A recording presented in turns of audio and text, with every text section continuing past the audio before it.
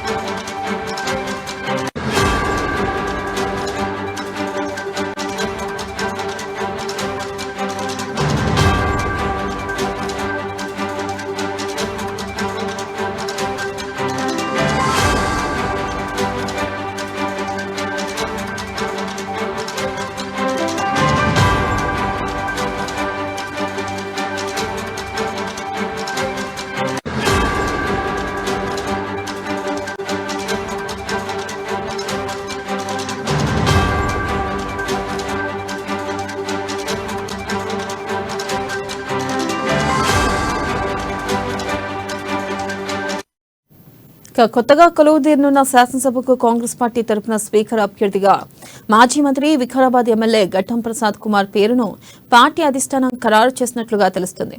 సహజంగా అధికార party speaker అభ్యర్థి ఏకగ్రీవంగా ఎన్నికవుతూ ఉంటారు. గడ్డం ప్రసాద్ స్పీకర్ గా నియమితులైతే తెలంగాణ రాష్ట్రానికి తొలి దళిత స్పీకర్ కానున్నారు. సభలో వారికి మాట్లాడే అవకాశం ఇచ్చే, వారిని నియంత్రించే అధికారులు కలిగిన స్పీకర్ పదవిని దళిత నేతకు ఇస్తున్నామన్న భావనను ప్రజల్లోకి పంపేందుకే కాంగ్రెస్ అధిష్టానం ఈ నిర్ణయం తీసుకుందని పార్టీ నేతలు చెబుతున్నారు.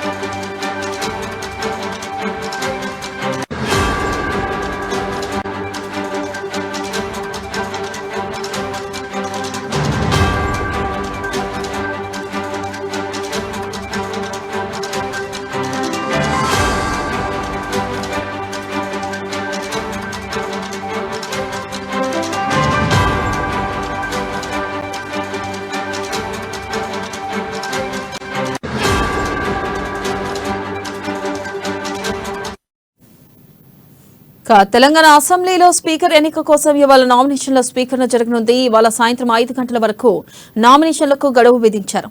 కాంగ్రెస్ పార్టీ తరపున ఎమ్మెల్యే గడ్డం ప్రసాద్ కుమార్ నామినేషన్ వేయనున్నారు. నామినేషన్ కాపీని అసెంబ్లీ కార్యదర్శికి ఇవ్వనున్నారు. అయితే గడ్డం ప్రసాద్ ఎన్నిక ఏకగ్రీవం అయ్యే అవకాశం ఉన్నట్లుగా తెలుస్తోంది.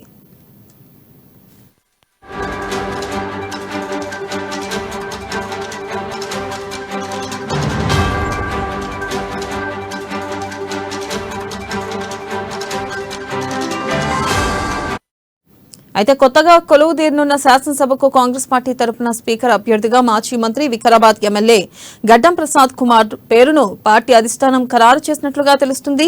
సహజంగా అధికార పార్టీ స్పీకర్ అభ్యర్థి ఏకగ్రీవంగా ఎన్నికవుతూ ఉంటారు. గడ్డం ప్రసాద్ స్పీకర్ గా నియమితులైతే తెలంగాణ రాష్ట్రానికి తొలి దళిత స్పీకర్ కానున్నారు. సభలో వారికి మాట్లాడే అవకాశం ఇచ్చే, వారిని నియంత్రించే అధికారాలు కలిగిన స్పీకర్ పదవిని దళిత నేతకు ఇస్తున్నామన్న భావనను ప్రజల్లోకి పంపేందుకే కాంగ్రెస్ అధిష్టానం ఈ నిర్ణయం తీసుకుందని పార్టీ నేతలు చెబుతున్నారు.